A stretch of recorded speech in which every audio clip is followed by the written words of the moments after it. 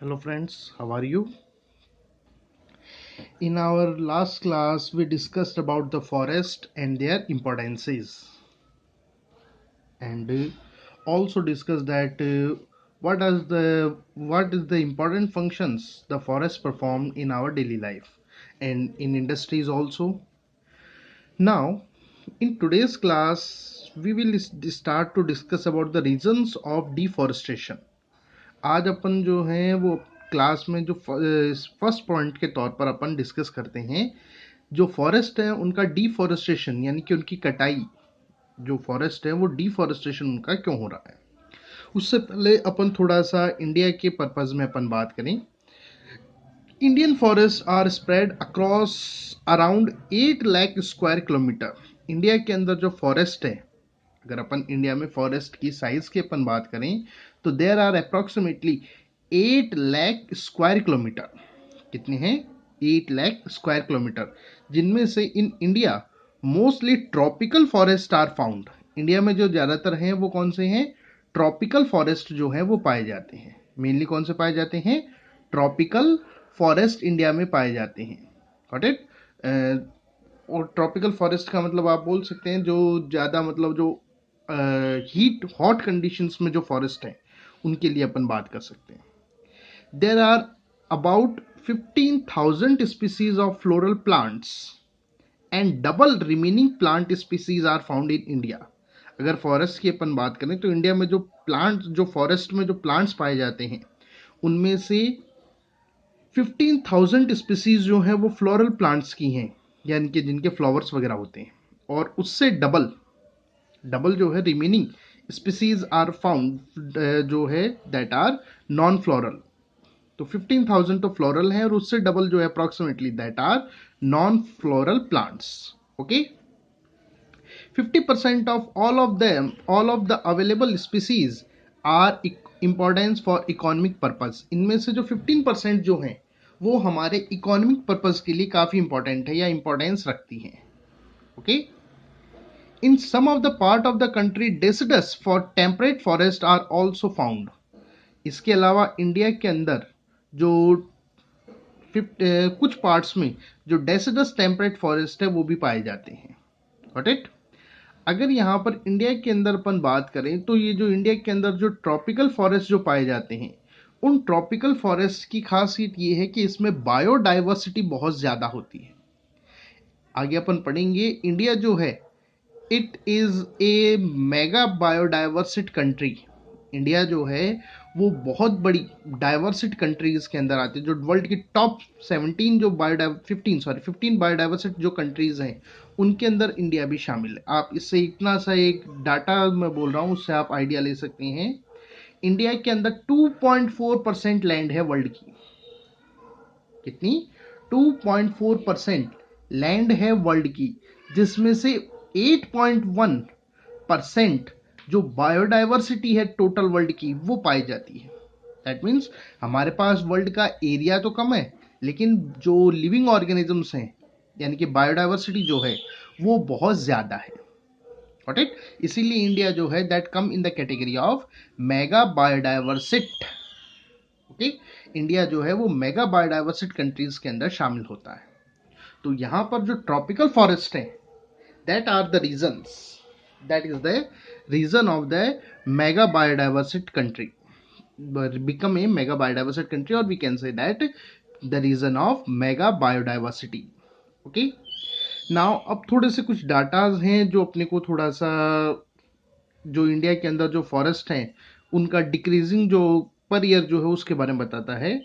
Figure shows that 1.3 million hectare of the forest are declining और decreasing every year in our country. India के अंदर जो data हैं वो ये बताते हैं कि 1.3 million hectare forest per year कम हो रही हैं, पर ईयर कम हो रही हैं।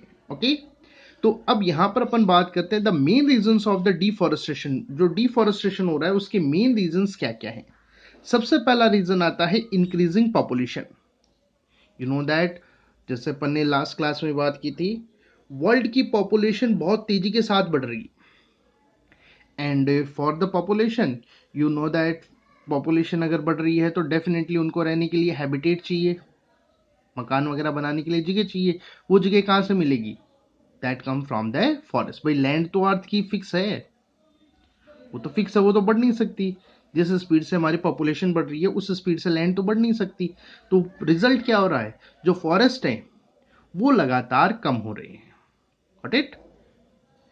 सेकंड, एनिमल हस्बेंड्री, जो जानवर वगैरह पाले जाते हैं, that is also a reason of deforestation. क्योंकि जानवर वगैरह पालने के लिए जो पर्टिकुलरली जो बड़ा फॉरेस्ट एरिया है उसे क्लीन किया जाता है, फिर बाद में वहाँ पर या तो पॉस्चर्स, चारागाह, या फिर जो पर्टिकुलरली अगर कोई पोल्ट्री फार्मिंग वगैरह है तो उसके लिए कंस्ट्रक्शंस वगैरह का इस्टेब्लिशमेंट किया जाता है। तो दैट इज ऑल्सो, क्योंकि जो एनिमल हस्बेंड्री है वो भाई शहर के बीच में तो हो नहीं सकती, तो उसके लिए किसी न किसी फॉरेस्ट प्लेस को या फॉरेस्ट जो है उसे क्लीन अप करके उसको जो एनिमल हस्बेंड्री है उसके लिए बनाया जाता है। तो that is also a reason. Fourth, increasing industrialisation. Continuously industries बढ़ रही हैं, एंड इंडस्ट्रीज की अगर अपन बात करें तो हर साल, जैसे अपन अपने सिटीज में देखते हैं, हर साल इंडस्ट्रियल जोन बनते जा रहे हैं। अब वो इंडस्ट्रियल जोन क्या है? फॉरेस्ट का कुछ इलाका जो है वो काट कर प्लेन करके वहां पर इंडस्ट्रीज स्टैब्लिश की जाती है, क्योंकि इंडस्ट्री शहर के बीच में तो लग नहीं सकती, पॉल्यूशन है, काफ़ी और भी कई प्रॉब्लम्स होती हैं। तो इंडस्ट्रीज जो हैं वो लगातार बढ़ती जा रही हैं। That is also a reason of deforestation. Fifth है इंक्रीजिंग अर्बनाइजेशन, शहर बढ़ना। शहर जो है, सिटीज, वो लगातार बढ़ती जा रही हैं। एक सिंपल सी बात करें, पहले हमारे टाउन जो थे वो काफ़ी सिंपल हुआ करते थे। Now there is multi storey buildings, वहाँ पर मल्टी स्टोर बिल्डिंग्स बन चुकी हैं। इसके अलावा जो मेट्रो सिटीज़ हैं वो डे बाय डे उनकी साइज़ इंक्रीज होती जा रही है। तो वो जो इंक्रीजिंग साइज़ है उसके लिए जो नई टाउनशिप्स वगैरह बनाई जा रही हैं वो उसका इफेक्ट पड़ रहा है फॉरेस्ट के ऊपर। Got it? नेक्स्ट जो रीजन आता है that is mega constructions like the road, dam, canals etcetera. जो मेगा कंस्ट्रक्शंस जो हैं, जैसे कि रोड है, कैनाल है, या जो डैम्स हैं, इनका construction, that is also A factor of कि रोड, डैम्स, कैनाल, जैसे फॉर एग्जांपल अपन डैम की बात करें, एक डैम जो बनता है तो उसमें कई लाख जो हेक्टेयर कई लाख हेक्टेयर जो ज़मीन है फॉरेस्ट की, वो वाटर के अंदर सबमर्ज्ड हो जाती है, डूब जाती है। तो एनिमल्स और प्लांट्स के ऊपर उसका काफ़ी ज़्यादा नेगेटिव इफेक्ट आता है। इसके अलावा रोड कंस्ट्रक्शन किया जाएगा तो डेफिनेटली वो भी, उसका भी इम्पैक्ट पड़ता है। इसके अलावा कैनाल्स, जो डैम है उसके साथ जुड़ी हुई जो कैनाल सिस्टम जो फ्लो बनाया जाता है वो सारा का सारा फॉरेस्ट के बीच में से निकलता है। इसके अलावा रेलवे ट्रैक्स ऑल्सो, या जो न्यू एयरपोर्ट वगैरह बनते हैं जो शहर के बाहर बनाए जाते हैं, all of these mega constructions badly affect the forest. Okay, next आता है natural disasters like the flood, forest fire, volcano, earthquake etcetera. कुछ जो नेचुरल डिजास्टर्स जो हैं, जैसे कि फ्लड है, बाढ़, फॉरेस्ट फायर, जंगल में आग लगना, वल्केनो, ज्वालामुखी, अर्थक्वेक्स, ये भी फॉरेस्ट को डिस्ट्रॉय करने में रोल प्ले करते हैं। नेक्स्ट आता है disease in plants. You know that various type of disease plants के अंदर होती है। उन डिजीजेस का भी, वो जो डिजीज हैं उनका भी प्लांट्स जो ग्रोथ है, प्लांट्स जो हैं उनके नंबर्स पर नेगेटिव इफेक्ट आता है। Ninth, using of pesticide, insecticides, chemicals in excessive manner in agriculture. Agriculture के अंदर जो एक्सेसिव मैनर में ये जो पेस्टिसाइड है, इंसेक्टिसाइड्स हैं, इन केमिकल्स का जो यूज़ किया जाता है, ये भी हमारे जो फॉरेस्ट हैं उनके ऊपर उसका नेगेटिव इफेक्ट आता है। टेंथ है ओवर ग्रेजिंग ऑफ एनिमल्स। जो कैटल्स वगैरह को फॉरेस्ट के अंदर ले जाते हैं गांव वगैरह साइड में, तो वो जो ओवर ग्रेजिंग उसकी होती है, ओवर ग्रेजिंग जो वो कर जाते हैं कैटल्स, उसका भी हमारे फॉरेस्ट के ऊपर नेगेटिव इफेक्ट आता है। 11th है increasing population, increasing pollution. Pollution लगातार बढ़ता जा रहा है, और ये जो इंक्रीजिंग पॉल्यूशन है ये इन फॉरेस्ट के लिए एक तरीके से पॉइजन का रोल प्ले करता है। आप रोड साइड से जब अपन जाते हैं तो आपने ट्रीज वगैरह देखे होंगे, काफी सूखे हुए से दिखाई देते हैं अपने को। Why? Because of the pollution. वहां से जो व्हीकल्स जो पास आउट हो रहे हैं उनसे निकलने वाला जो पॉइजनस गैसेस हैं वो उन प्लांट्स के ऊपर नेगेटिव इफेक्ट डालता है। इसके अलावा जो व्हीकल्स वगैरह हैं, इंडस्ट्रीज से निकलने वाले जो ऑक्साइड्स, जो सल्फर के, नाइट्रोजन के जो ऑक्साइड्स हैं, वो एटमॉस्फेयर में वाटर के साथ मिक्स होकर एसिड रेन क्रिएट करते हैं। और वो एसिड रेन सॉइल की टेक्सचर में बदलाव करती है, चेंजेस ला देती है।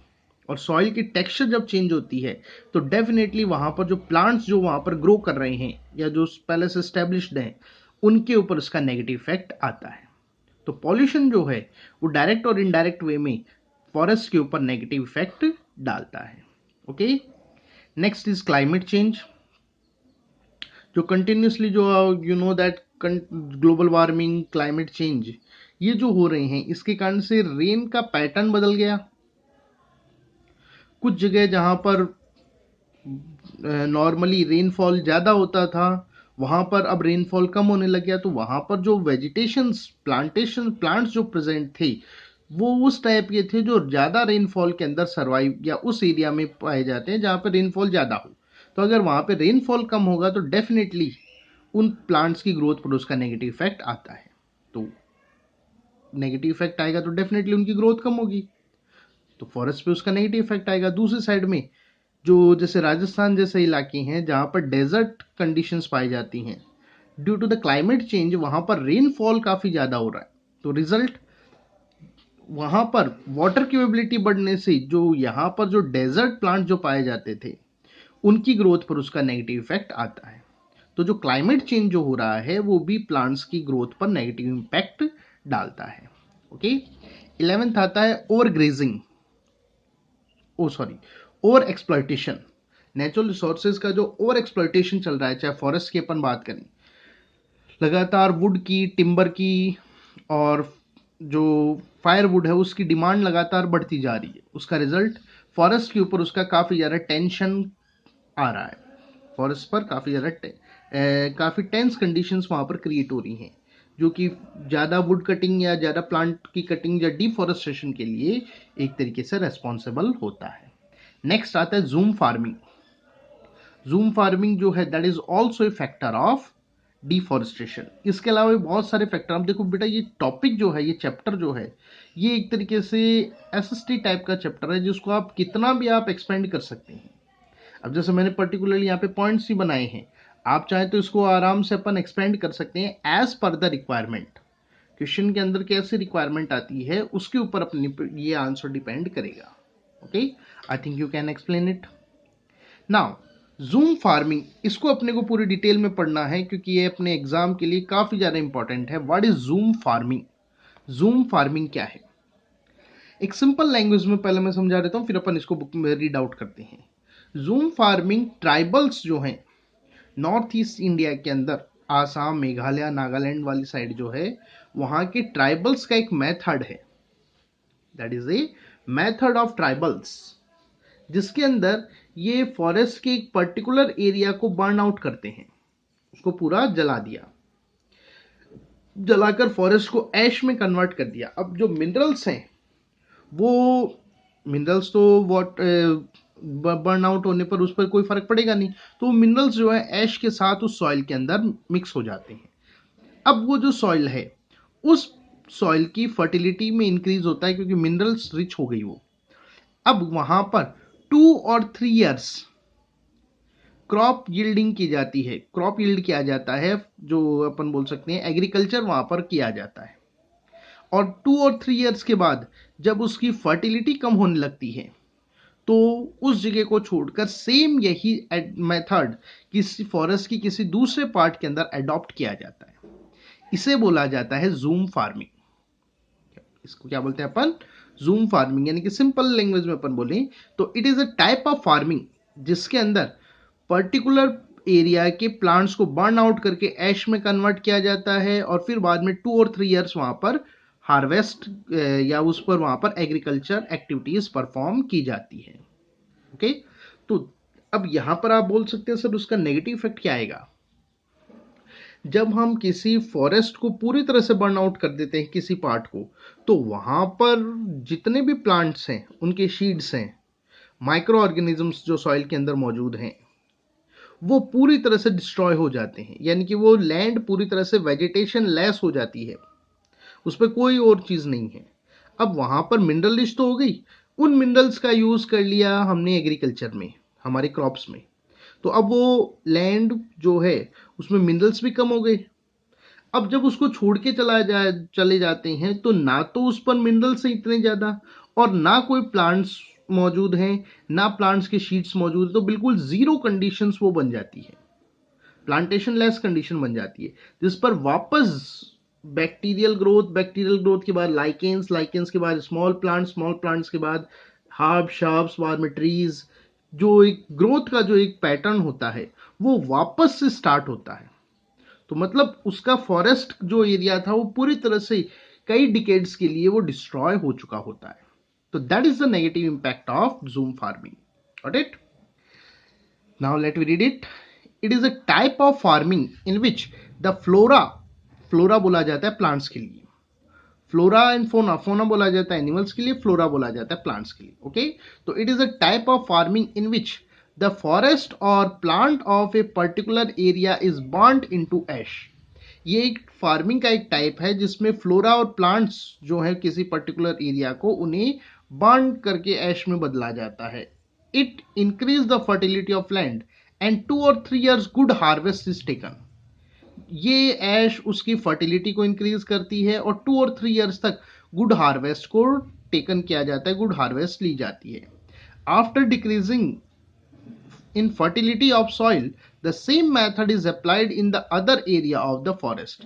जब उस पर्टिकुलर एरिया की सॉइल की फर्टिलिटी डिक्रीज हो जाती है, तो सेम मेथड यानी कि वही बर्न आउट करना, वो सारा का सारा वापस एक फॉरेस्ट की किसी दूसरे पार्ट में परफॉर्म किया जाता है। इसे बोला जाता है जूम फार्मिंग। Got it?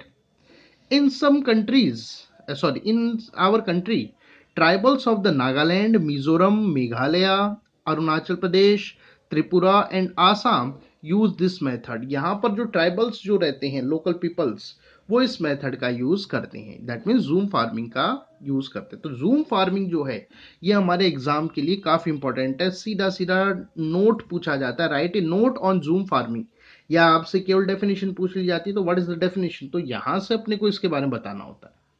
तो पर्टिकुलर इसकी वैसे एग्जैक्ट डेफिनेशन तो बना नहीं पाते अपन, तो यहाँ पर इसको थोड़ा सा डिस्क्रिप्शन देते हुए इसको एक्सप्लेन किया जाता है।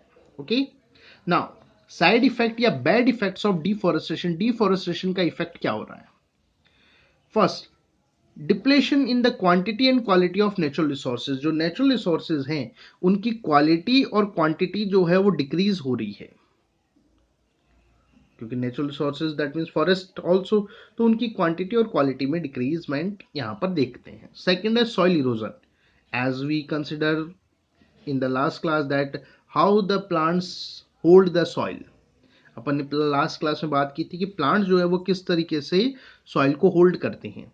तो अगर यहाँ पर डिफॉरेस्टेशन होता है तो डेफिनेटली सॉइल को बाइंड अप करने वाली रूट्स प्लांट्स की अवेलेबल नहीं होगी, इसलिए वो सॉइल वाटर और एयर के साथ इजीली रन आउट कर जाएगी, बह जाती है। दैट मीन्स सॉइल इरोजन काफी इजीली होता है। ओके, नेक्स्ट है destruction of the forest life. Forest life का डिस्ट्रक्शन, फॉरेस्ट लाइफ तो वैसे भी टोटली फॉरेस्ट पर डिपेंड है। अगर आप फॉरेस्ट डिस्ट्रॉय करेंगे तो डेफिनेटली वहां पर रहने वाले जो एनिमल्स हैं उनके ऊपर उसका नेगेटिव इफेक्ट आएगा। Okay, change in climate. आज जो हम देख रहे हैं क्लाइमेट में कंटिन्यूसली चेंज, वो सब किसके कारण से? Because of the deforestation.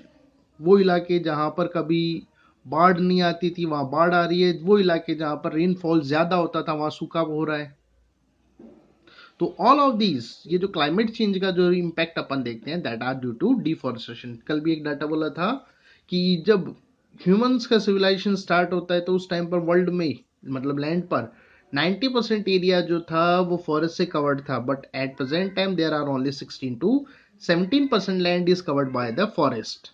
तो ये नेगेटिव इफेक्ट यहाँ पर अपन देखते हैं। तो नेचुरल जो क्लाइमेटीज हैं वो इस पे इम्पैक्ट वो that is the result of deforestation. Okay, fifth आता है डेजर्टिफिकेशन, यानी कि डेजर्ट का इंक्रीजमेंट, डेजर्ट लगातार बढ़ते जा रहे हैं because of that deforestation. Sixth, increase in pollution, pollution लगातार बढ़ता जा रहा है क्योंकि प्लांट जो है that are good absorber of pollutants like the carbon dioxide, तो प्लांट अगर कट रहे हैं तो डेफिनेटली पॉल्यूटेंट्स जो है एटमॉस्फेयर में उनका अमाउंट बढ़ेगा। Okay, seventh, flood drought etcetera, बाढ़ आ रही है या सूखा पड़ रहा है, that is also due to deforestation.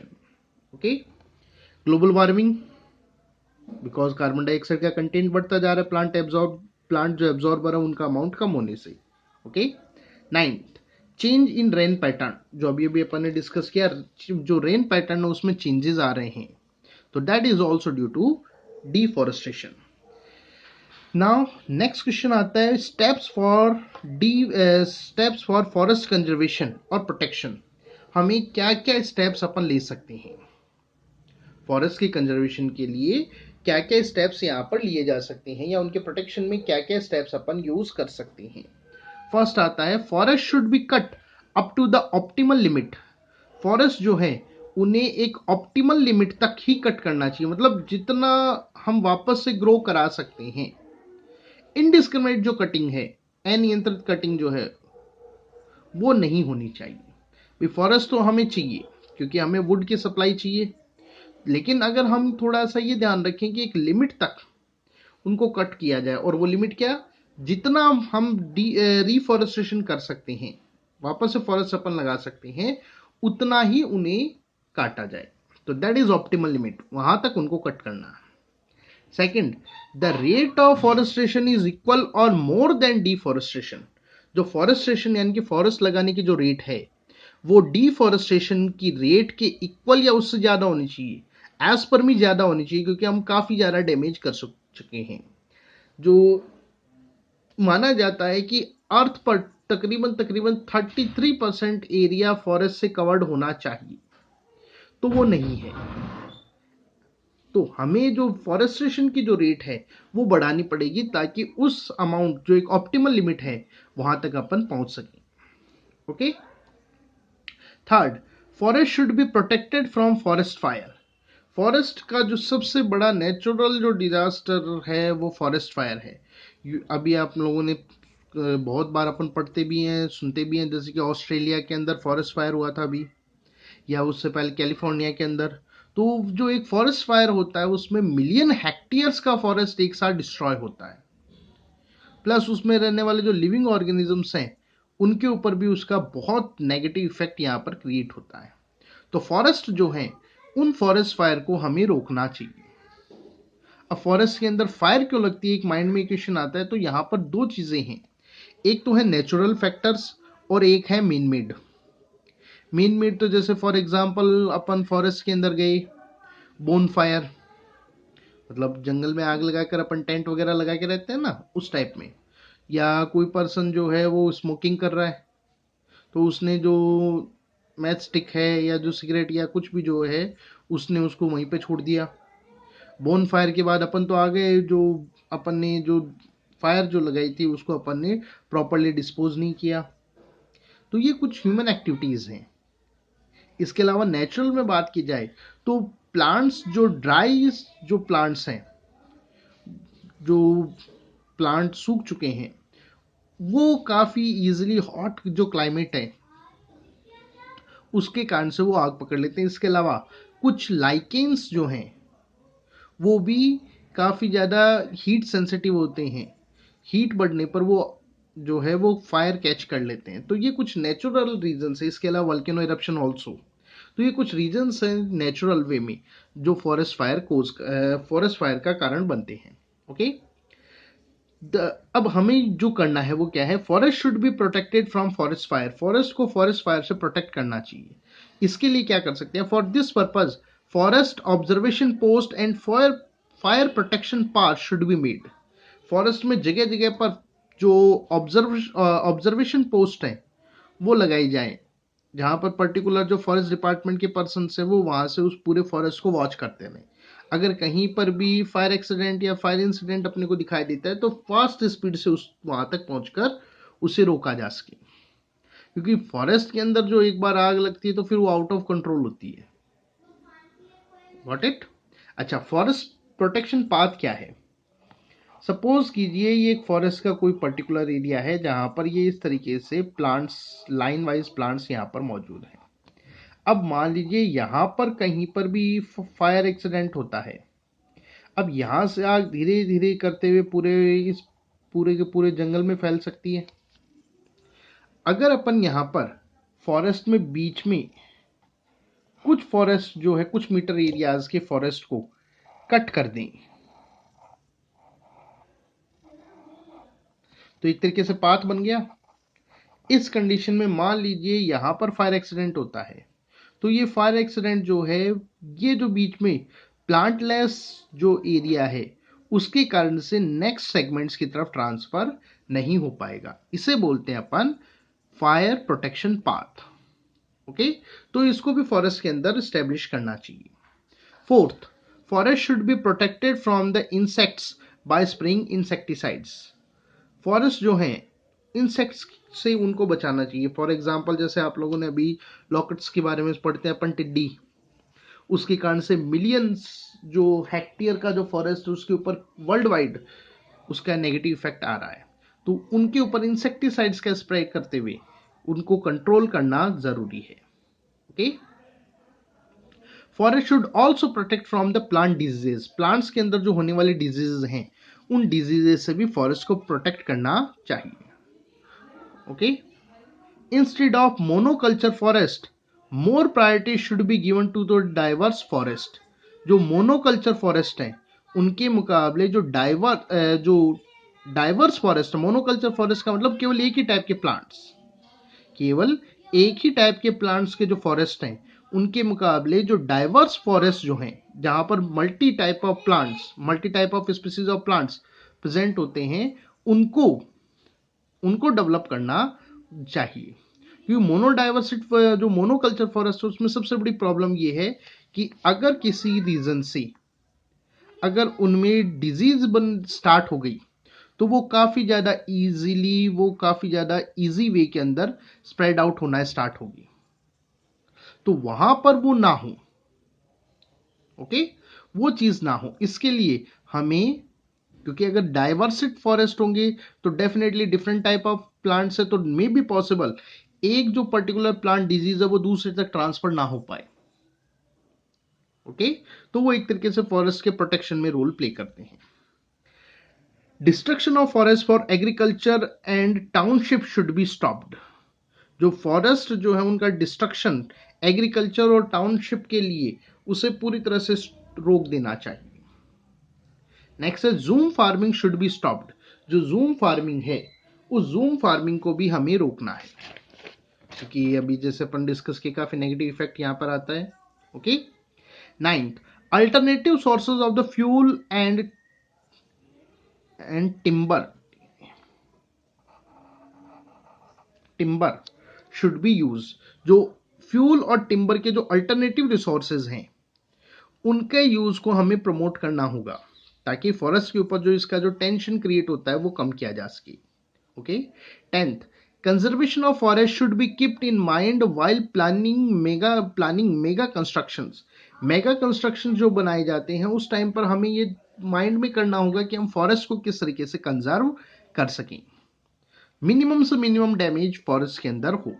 Okay, 11th आता है the rule and regulation of the forest conservation must be followed strictly. जो फॉरेस्ट कंजर्वेशन के जो रूल्स एंड रेगुलेशन जो बने हुए हैं वो स्ट्रिक्टली फॉलो हो, ये हमें इंश्योर करना होगा। ओके, नेक्स्ट आता है 12th, that is for forest conservation pollution control is must. Forest conservation के लिए हमें पॉल्यूशन को कंट्रोल करना बहुत जरूरी है, क्योंकि फॉरेस्ट जब तक अपन पॉपुलेशन कंट्रोल नहीं करेंगे तो उसकी जो डिमांड पूरी करने के लिए जो फॉरेस्ट पे जो टेंशन जो क्रिएट हो रही है वो कम नहीं हो सकती। 13th, the pollution should also control for forest conservation. Forest conservation के लिए पॉल्यूशन को भी कंट्रोल करना जरूरी है, क्योंकि फॉरेस्ट को पॉल्यूशन काफी बैडली अफेक्ट करता है। 14th आता है public awareness about the importance and ways of forest conservation is very important, so it should be increase. जो पब्लिक अवेयरनेस है फॉरेस्ट के बारे में कि फॉरेस्ट की इंपॉर्टेंसेस क्या हैं, फॉरेस्ट के कंजर्वेशन के लिए क्या किया जाना चाहिए, ये जो अवेयरनेस है ये बहुत ज़्यादा इंपॉर्टेंट है। सिंपल सी बोले तो फॉरेस्ट डिपार्टमेंट, हर जो डिस्ट्रिक्ट के अंदर जो फॉरेस्ट डिपार्टमेंट होता है उसमें फ्यू पीपल्स वर्कआउट करते हैं, कुछ लोग ही होते हैं, और वो कुछ लोग पूरे के पूरे फॉरेस्ट को कैसे कंजर्व करें। तो इसलिए पब्लिक अवेयरनेस जो है वो इंक्रीज होनी चाहिए। social and voluntary organization can play an important role in forest conservation। जो सोशल ऑर्गेनाइजेशंस हैं या जो वॉलेंट्री ऑर्गेनाइजेशन, स्वयंसेवी जो संगठन है, वो फॉरेस्ट कंजर्वेशन में काफी इंपॉर्टेंट रोल प्ले कर सकती हैं by increasing the public awareness.